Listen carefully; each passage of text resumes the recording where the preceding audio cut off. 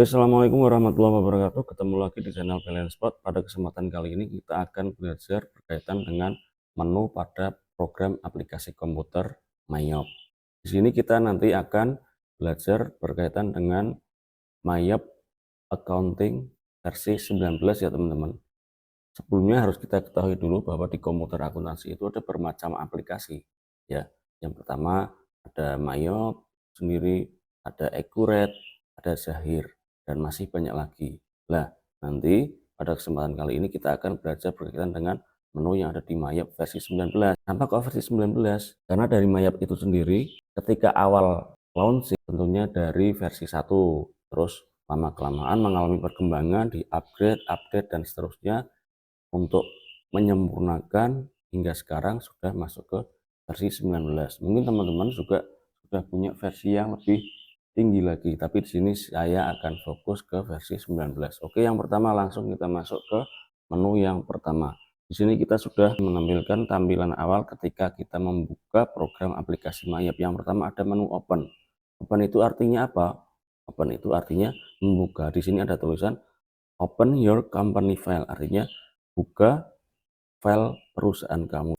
Jadi ketika kita sudah membuat file atau data di Mayop, misalkan kemarin atau sebelum-sebelumnya, kita bisa membuka dari sini. Oke, misalkan kita klik coba misalkan kita buka ya.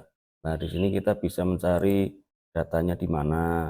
Kalau sudah ketemu, baru bisa diklik. Misalkan di sini cari datanya. Oh, di sini diklik open. Tuh, kalau misalkan sudah ketemu. Terus menu yang kedua, di sini ada create. Create itu artinya membuat ya. Create a new company file, membuat data perusahaan baru. Jadi ketika kita akan membuat data perusahaan baru di Mayop, kita tinggal klik create.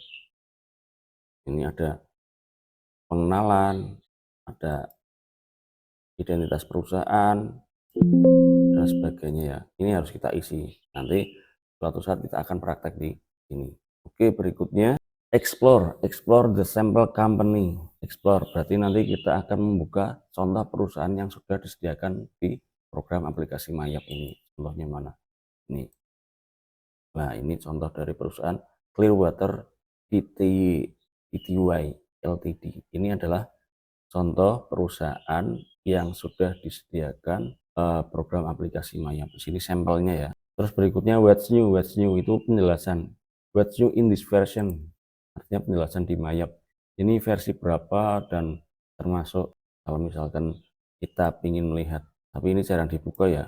Terus berikutnya exit. Exit artinya keluar ya. Jadi kalau misalkan kita mau keluar dari aplikasi Mayop, kita tinggal klik exit. Nah, kalau itu penjelasan dari tampilan menu awal Mayop ketika kita membuka Mayop. Oke, sekarang kita masuk ke menu command center ya teman-teman, atau pusat data atau pusat perintah dalam program aplikasi Mayop. Sekarang kita perbesar dulu. Nah, di sini kita sudah bisa melihat beberapa tampilan menu. Ini command center artinya. Command center itu artinya command center. Center itu pusat, command perintah. Jadi ketika kita akan menjalankan atau mengoperasikan program aplikasi Mayop, menu pusatnya di sini.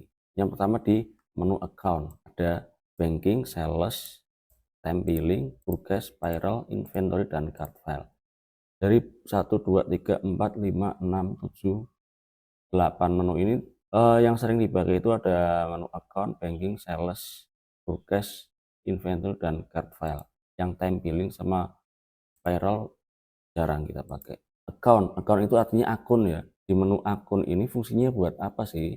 Fungsinya yang pertama dari segi kata-katanya akun, artinya ada hubungannya dengan akun. Di sini ada yang sering kita pakai adalah di sini account list. Account list itu untuk membuat daftar akun di sini. Nah, kalau kita ingin melihat daftar akun di sini ada ya, ini yang sudah disediakan Mayop. Kalau kita mau membuat juga boleh di sini. Perlu diketahui cara membuat akun di program aplikasi Mayop itu ada dua. Yang pertama manual. Manual itu artinya lewat sini ya. Terus yang kedua dengan menggunakan import. Terus yang berikutnya selain account list, menu yang sering dipakai di sini record journal entry ya. Record journal entry itu fungsinya apa? Di sini fungsinya untuk membuat jurnal umum ya.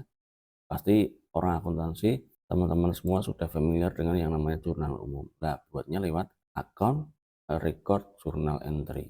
Terus di sini juga ada transaction journal. Ini untuk mengecek transaksi ya, mengecek transaksi yang sudah kita buat. Nah ini kalau masih kosong artinya belum ada transaksi yang kita masukkan ya.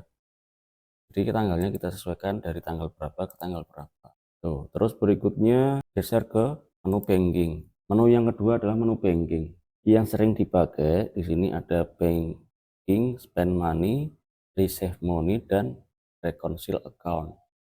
Spend money, banking ya. Spend money itu artinya spend, membayar, ya pembayaran. Jadi di sini ini tampilannya menu spend money.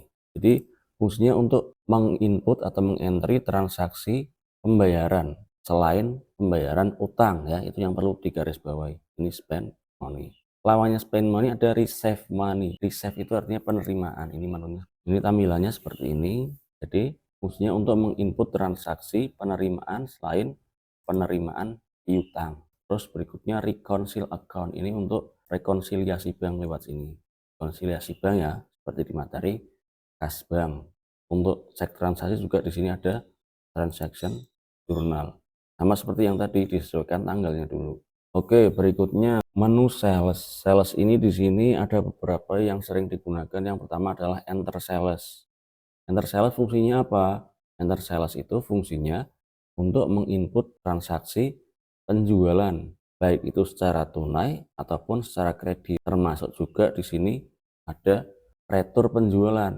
Nah, kalau retur penjualan, inputnya melalui enter sales dan sales register. Ini tampilan enter salesnya ya. Ini untuk menginput transaksi penjualan tunai dan kredit. Nah, untuk returnya tadi enter sales dan sales register. Boleh lewat sini registernya. Klik ini. Oke. Terus berikutnya receive payment. Kok sama seperti tadi? Kalau yang di banking itu receive money ya. Nah, kalau receive payment itu untuk penerimaan tapi dari piutang. Kalau yang tadi banking penerimaan tapi selain dari piutang. Ini receive paymentnya. Penerimanya dari mana? Customernya dicari. Tuh. Terus berikutnya transaction journal seperti yang tadi. Artinya setiap menu sudah ada tampilan transaction journalnya, jadi nggak harus pindah ke menu-menu yang lain. Berikutnya menu purchase. Purchase artinya pembelian. Untuk menginput transaksi yang hubungannya dengan transaksi pembelian. Enter purchase. Di sini enter purchase untuk menginput transaksi pembelian secara tunai ataupun kredit, termasuk retur pembelian. Setelah enter purchase ke purchase register. Terus di sini juga ada pay bill. Pay bill artinya apa? Pay bill untuk menginput transaksi menu pembayaran utang. Kalau di banking ada spend money untuk membayar selain utang. Nah, kalau mau bayar utang lewatnya purchase pay bill. Termasuk juga di sini ada menu transaction journal ya. Berikutnya ada menu inventory. Inventory artinya persediaan barang dagang. Yang sering dipakai ada item list, ini untuk menginput daftar barang dagang yang diperjualbelikan oleh perusahaan. Terus ada set item price. Terus ada juga adjust inventory, ini untuk penyesuaian persediaan barang dagang. Dan count inventory ini salah satunya untuk menginput kuantitas persediaan awal.